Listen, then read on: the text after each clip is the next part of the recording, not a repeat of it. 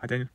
Vi har lavet et forsøg om kræft og mutationer i genet for proteinet P53, og det vi vil undersøge var, hvordan at det kan påvirke proteinet, hvis det bliver muteret, eller at der skal ændringer i DNA'et. Først starter med at kigge på vores kodende DNA-streng for genet P53, hvorefter vi så kigger på vores skabelonstreng, som vi så har udfyldt ud fra baseparerne, hvor at A det pares med T og C det pares med G, og så kan man altså se her, at vi har udfyldt dem, og på den måde kan man se, hvordan det sådan fungerer som sådan et dobbelthelix, med de sådan to modsatte strenge, som sådan passer perfekt sammen. Og den her skabelonstreng, den bruges så i næste trin, hvor at man skal lave det om til mRNA.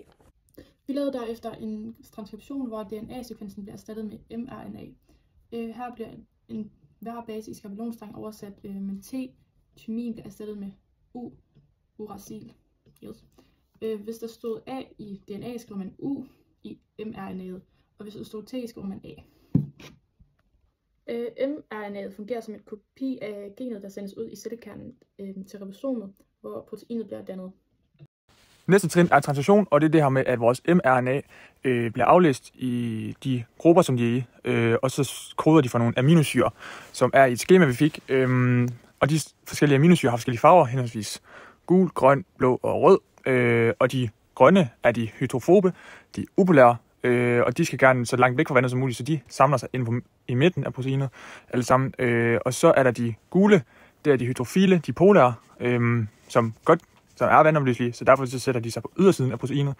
Og så er der de blå, det er de positivt ladet, og de røde, det er de negativt ladet. Så de blå og de røde, de samler sig også sammen.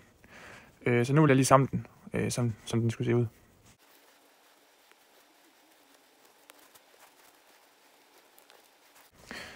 Lidt svært at se, men man kan se, at de gule sidder på ydersiden.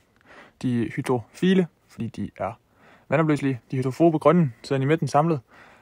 Og de røde og blå, negative og positivt lavede, de sidder sammen, fordi de holder sig sammen. Og så er der det muterede protein, som har, som også er blevet sagt, fået byttet en blå perle ud med en grøn, som vil sige, at de har fået byttet en positivt lavet perle aminosyre ud med en hydrofob aminosyre.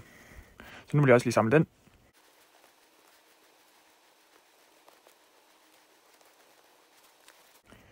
Og her kan man så se, hvordan det vil se ud. Der er selvfølgelig ikke så meget forskel, at det kun er én perle, der bliver skiftet ud, men at man kan jo selvfølgelig godt se, at nu er der flere grønne, end der var før.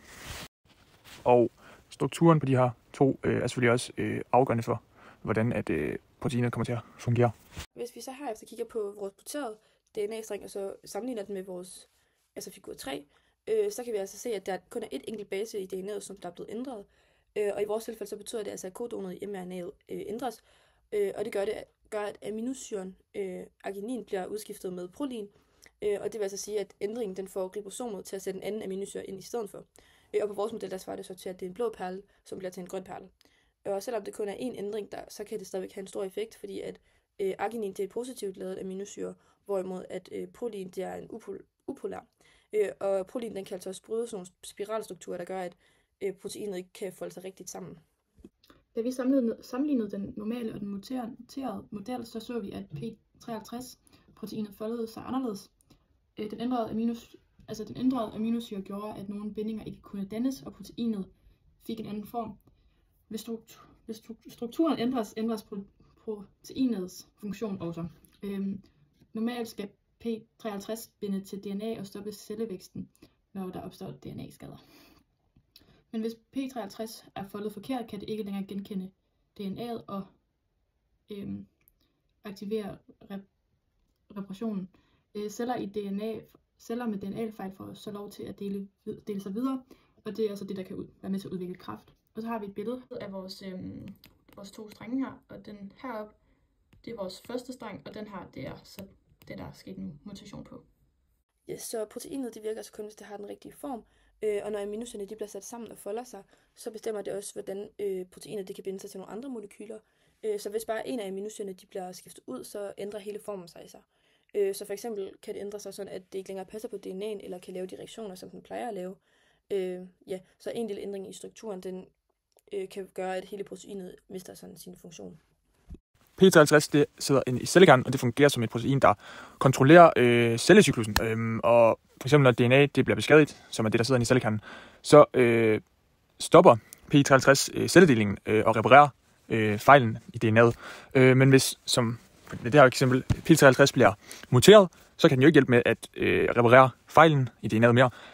Så vil cellen jo bare blive ved med at dele sig, fordi der ikke er blevet opdaget nogle fejl, og det vil så, selvom at DNA'et er blevet beskadiget, det vil så gøre sådan, at cellen bliver ved med at dele sig, og det til sidst ender med en ukontrolleret celledeling, og som kan føre til kræft.